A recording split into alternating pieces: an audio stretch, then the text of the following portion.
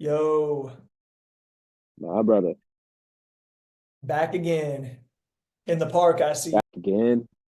New environment for you. Same environment for you. Same environment for me, same backdrop, my Pokemon cards and my books. Yes, yes. And your Pokemon shirt, Yeah, that's right, man. Chipotle Chapato, Reptilian Grill. Chipotle. Yeah, man. Charmander evolves into Charmeleon, evolves into Charizard, and then things get real. Yeah, I never really got deep into it other than just collecting the cards and wanting a Charizard. That's all I really remember about it. I had like all the fucking cards, but never actually, I played the games and whatnot, but I never registered, I never actually played the card games. Did you? Yeah, Did I you play? don't. Yeah. Yo, yeah, we grew up on the games.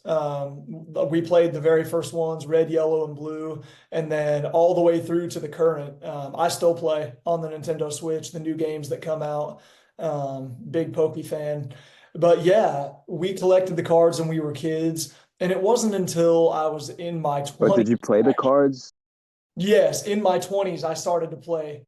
I started playing the TCG, the Pokemon trading card game, which is like it's kind of like the what's in the game, what's in the like the Game Boy games and the Switch, only just with cards. So yeah, it's very cool, very fun, good strategy. It's not as in depth as like Magic the Gathering, or even Yu-Gi-Oh has a little bit more complexity to it.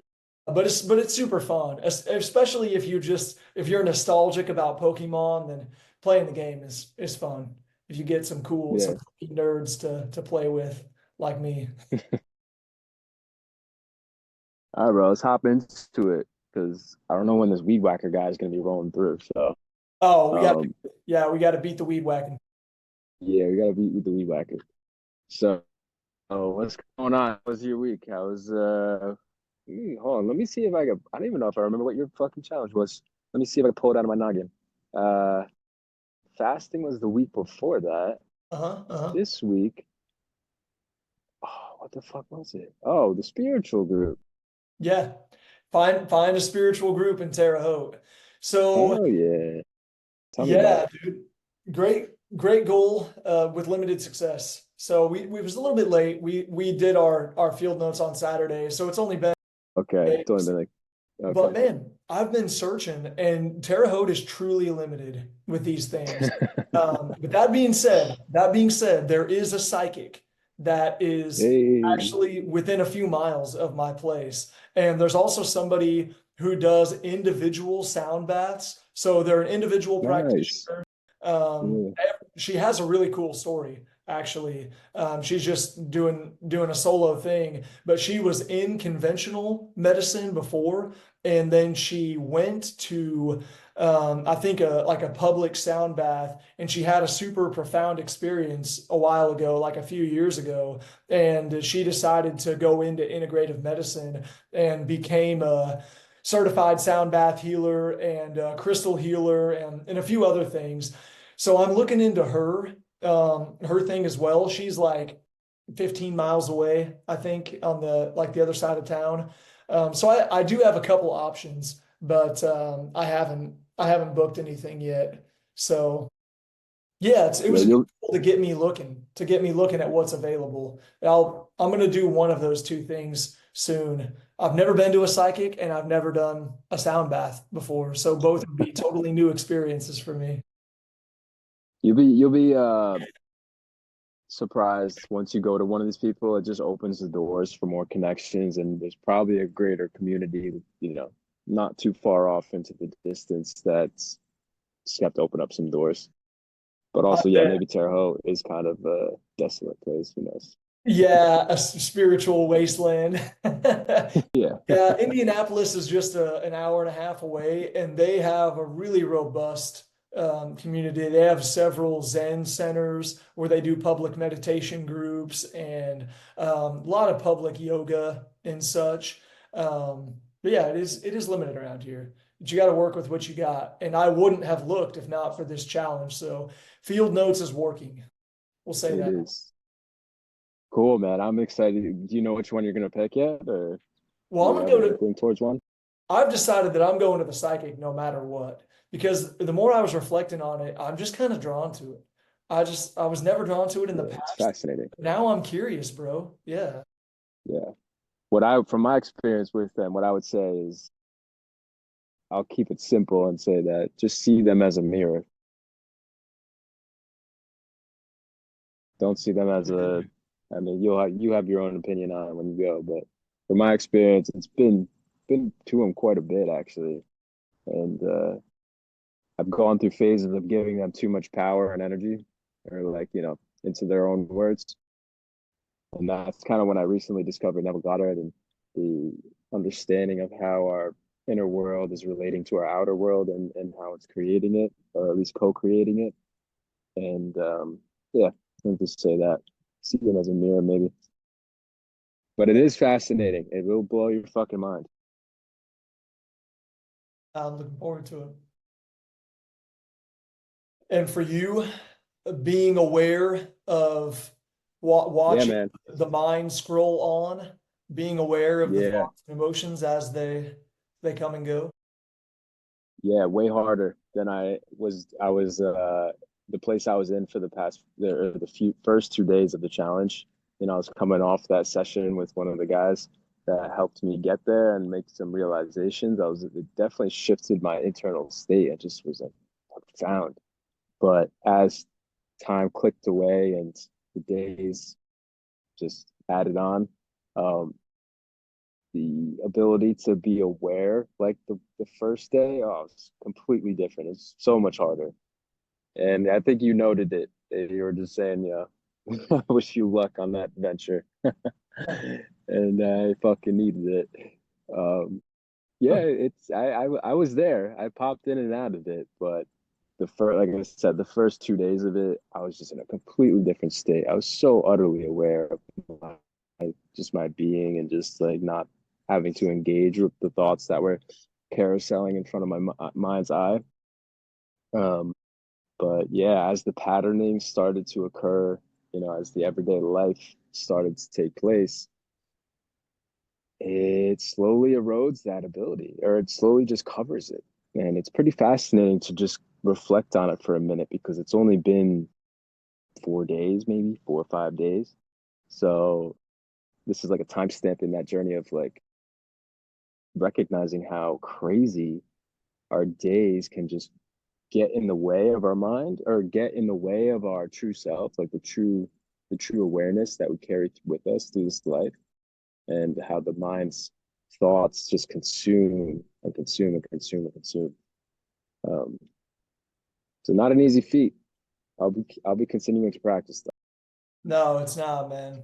It's no matter what commitments and intentions we may set, reality can step in, daily life can step in and make foolishness out of all of it. But it's still important to set those intentions and have that guiding hand to push us toward greater awareness. Because over time that shit compounds and it does get easier. It's they say that learning comes from spaced repetition. You learn something, you take it, you go away from it, then you learn it again. I've come to see that it's the same way with building present moment awareness and the relationship to the mind. Uh, it does fade away, but the more you come back to it, the more you learn, you start to see the pitfalls. It's like going down a road with all of these pitfalls, and the more you keep going down that road, the more you're like, oh, there's one. I'm not going to fall in that. I'm not going to step in that one again. Or there's a big old cow pie. I'm not going to get shit on my boots this time. I'm gonna navigate around that. And you start to go around those things. But there's always another pitfall, and it's just part of the path. Just got to keep coming back to it. Yeah. The hard part I've discovered in life is when you have the mind and the body, and when the body is speaking a different language than the mind, or it's holding on to certain sensations or emotions, that creates another layer. There's layers to this ability to hold the awareness. in our minds, it's not just being just solely aware of the thoughts, it's also the feelings and the sensations that come up. And they themselves can be almost like thoughts, like, by dragging us into certain states. So then you're kind of juggling between sensations, emotions, and thoughts, and they are interconnected most of the time, but also they're not sometimes. Sometimes there's emotions and feelings that are stuck in our body from past experiences that are still existing within inside of us. So it becomes this elaborate labyrinth that you gotta navigate on a daily basis. It's like, fuck, as soon as you open your eyes in the morning, it's just like you're in it. You're in it. The story of my life right now, the presence process. It's geared towards the emotions, the feelings, and being aware of that. And what a ride, man. Yeah, I'm firsthand these last 4 weeks have learned how powerful those feelings can be. And the more I focus, the more subtle my awareness gets. I noticed that there were feelings that were beneath the surface and like they were always there, but now I feel them. Now I feel I'm like, what is that? And I have the sense that this has been there for a long time. And it was just like, I wasn't even aware of it, but it was affecting me. And it was like pushing me in a certain direction, like pulling me into certain states, like you were saying. So yeah, absolutely. You can really get caught in the mental world and the emotional body. And it's all about how you relate to it. Those things are always present. Hey, sorry, I lost you for a minute. That's right. Um, you have anything you want to share before we get into this week's tasks for ourselves about on the presence process? No, I think I'm good. I think I'm good to dive in. Yeah, I'll say coming on next week will be week 5. I'll be there in person with you. So it's going to be a super interesting week. You're going to see me doing my 15 minutes twice a day, presence process, connected breathing. We're both going to be having our own schedules inter colliding with each other and meshing with one another. It's going to be good. Yeah, it's going to be fun. Yeah, man. So yeah, for me, I mean, like I said in the past weeks, I'm just resorting back to simple ways, and specifically with field notes. Like I think it was 2 weeks ago, I just piled too much on, and that's not the way to go through life. Like, having your mind focus on too much is also a burden. So as you know, I just picked up a guitar. So my simple task for myself is committing to playing every day. 20 minutes, minimum 20 minutes a day. That's all. That's all I'm asking of myself. And I've been enjoying it. I wish I could just like rip it right now because honestly, I'd probably spend all my free time just playing. If I could just, you know, play the magic chords and just get after it. Yeah, I'd be playing right now in the park. I'd be having a good time. But yeah, it gets tiring when your fingers don't have the callus yet, and you're pressing probably 10 times harder than you actually should be on the chords, and you Yeah. know your shit's still probably out of tune. I didn't get a tuner yet, so I've been using the ones on the phone, and I think they're kind of trash. They're not really reliable. I'll Um, reminder to bring my tuner so we can. yeah, bring your tuner. Yeah, yeah. I'll probably buy. I might buy one before you get here, but because they're super cheap. But yeah, until I can start connecting chords and like actually just like fucking around. Like right now, I'm just like playing A, D. Dude, open chords. You start with open chords. Well, I am sorry. Well, I'm starting with, I did open chords. Now I'm starting with, the actual, what do you call them? Closed chords? bar chords, closed chords. Oh, Bar chords. Okay. man. It's yeah. I'm excited to hear a little concerto. Yeah, man. So that's mine. What you got going on? So for me, um, yeah, I'm gonna stick with the commitment that I've got to see this one through.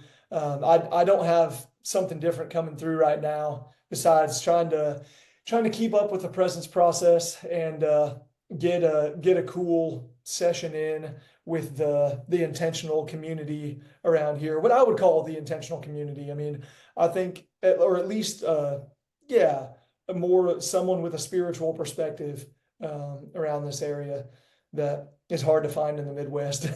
um, yeah, I'm gonna stick with following that through. Just a couple short days here until I'm flying out to join you, so I Yeah, man.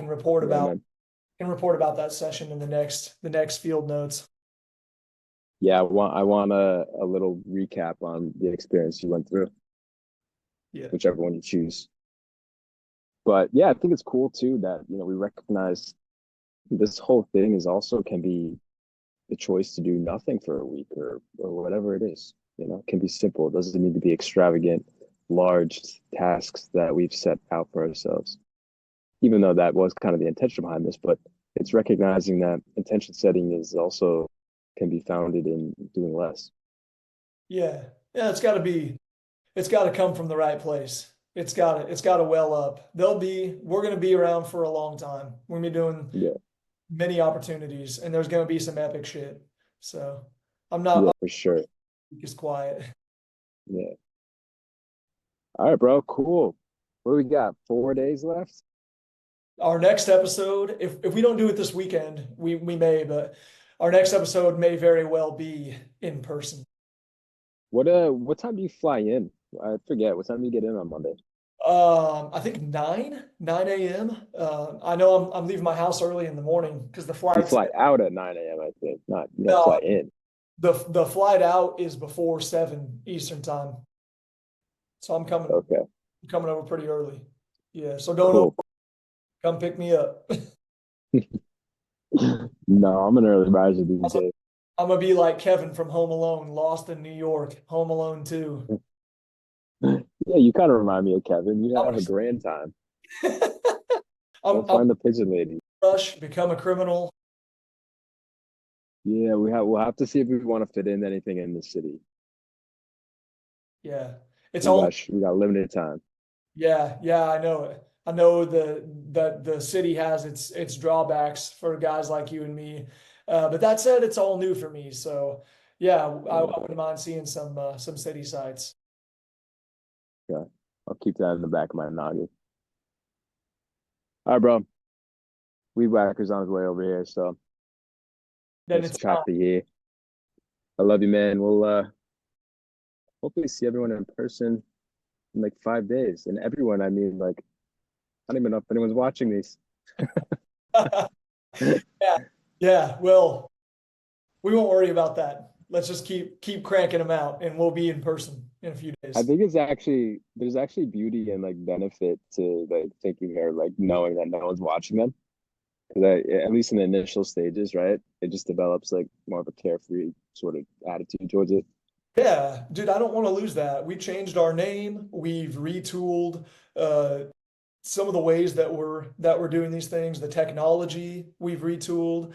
So yeah, it's very flexible right now. That's one of the benefits of anonymity. So, and a lot of it, Yeah, we set out to do this for fun. We're still doing it for fun. I think we always should, no matter how many people are watching, because they would if we're not doing it for fun, then it's not going to be worth watching, I'm sure. Yeah, we're in a good place. yeah, man. All right, cool, bro. I'll see you on Monday. Yes, sir. See you then. Love you, man.